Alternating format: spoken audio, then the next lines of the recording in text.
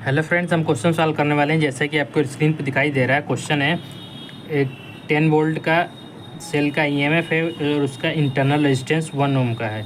ये हमारा पूरा सेल है, ये यहाँ से यहाँ तक ये हमारा जो पूरा सेल है और एक्सटर्नल रेजिस्टेंस 4 ओम का कनेक्ट किया गया है। ठीक है, हमें टर्मिनल वोल्टेज जो ये सेल है इसका हमें टर्मिनल वोल्टेज फाइंड आउट करना है, यानी कि जो सेल के अक्रॉस, यानी कि जो इस पॉइंट पे और इस पॉइंट की, यानी कि इसके अक्रॉस ये जो पॉइंट है इसके अक्रॉस हमें फाइंड आउट करना है वोल्टेज, यानी इस ड्यू पॉइंट के अक्रॉस हमें वोल्टेज या पोटेंशियल डिफरेंस फाइंड आउट करना है। ठीक है, उस केस में जितना पोटेंशियल ड्रॉप यहाँ पे या पोटेंशियल डिफरेंस वहाँ पे होगा उतना ही 4 ओम के अक्रॉस भी होगा, बिकॉज यानी दोनों ये आपस में पैरेलल में कनेक्ट है। ठीक है, यहाँ पे हम कोई भी फार्मूला यूज़ नहीं करेंगे, बेसिक फंडामेंटल या जो बेसिक फंडामेंटल कॉन्सेप्ट होता है उससे सॉल्व करेंगे। तो इसका हमें इक्विवेलेंट सर्किट जो बनेगा, इक्विवेलेंट सर्किट यहाँ पे बनेगा 4 और 1 यानी 5 ओम हो जाएगा,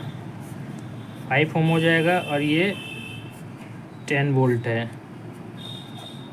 10 वोल्ट और 5 ओम।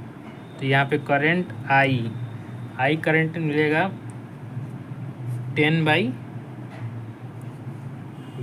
वी बाई आर होता है, तो यानी R5V10 यानी कि हो जाएगा I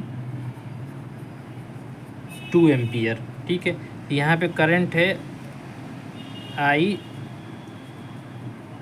2 एम्पियर करंट फ्लो होगा। जब 2 एम्पियर करंट फ्लो होगा तो इसके क्रॉस ड्रॉप होगा 2